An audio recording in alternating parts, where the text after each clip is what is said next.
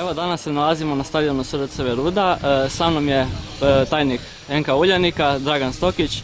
Evo Dragane, reci mi kako se Uljanik priprema za ovu novu sezonu i općenito kakav je raspored za ubuduće? Pa gledajte, ove godine imamo 8 selekcija u takmičenju, to su tako reći svi pogoni. Dobro smo, odradili smo pripreme na ovom terenu tu koji imamo. Moram kazati da nam je najveći problem sada pomoćni teren. Sami primjer gore na tom našem pomoćnom terenu bi se trebao graditi taj bazen. Na kraju smo mi ostali bez pomoćnog terena, grad je tu nešto rekao da će pokušati to naći. Ovi opet nisu zadovoljni zato što ne ide bazen koji su htjeli, ali kažem, ja bih stvarno volio da se taj bazen napravi jer stvarno treba ovom gradu, ali činjenica da i nama pomoćni teren jako puno treba jer svih 200 klinaca i seniora plus 50-ak članova škole, nogometa, vrtića, sve rade na ovom terenu i on to teško može imati još jako dobar kakva je situacija. Pripreme smo odradili sasvim u redu, siguran sam da će sve omladinske selekcije koje imamo ovaj prvi dio uspjeti se plasirati među 3-4 momčadi, a onda nam to dolazi na proljetnom dijelu takmičenje sa riječkim momčadima koje se prošle godine pokazalo odlično. Što se tiče seniora, prošle godine propustili smo veliku šansu za plasman u isto tu regiju sa Rijekom.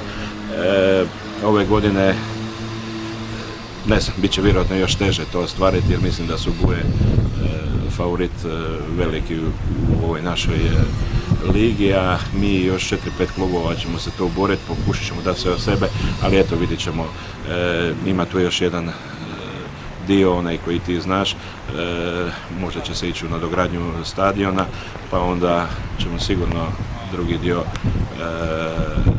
prvenstva imati problema i oko treninga i oko odigravanja utakmica, ali mislim da ćemo to sve iznijeti i ako to bude ušlo u tom smjeru, znači ovdje bi trebalo biti Europsko prvenstvo u 17 sljedeće godine u 5. mjesecu.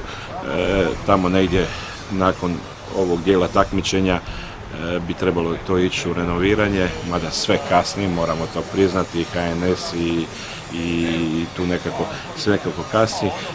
Kažem, jedno 3-4 mjeseca bi morali bi se, ono što bi se reklo, dobro pogrbiti i dati sve od sebe da to iznesemo. Možda će rezultati biti malo slabiji, ali nevažno bi to bilo ako bi na kraju, kad se stadion bio napravljen na novo, tako reći, i kad se završi Europsko prvenstvo, sigurno bi bili izuzetno zadovoljni.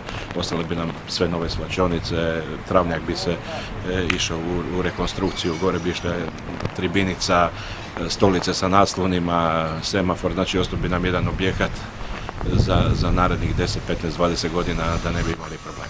Ali kažem, eto, vidit ćemo, sve to nekako u hodu ide. Za sada sve štima, sve ide po nekom zacrtanom planu i mislim da ćemo i dalje nastaviti ovim putem što smo uspjeli u ovih 5 godina napraviti nakon što smo opet osnovali klub.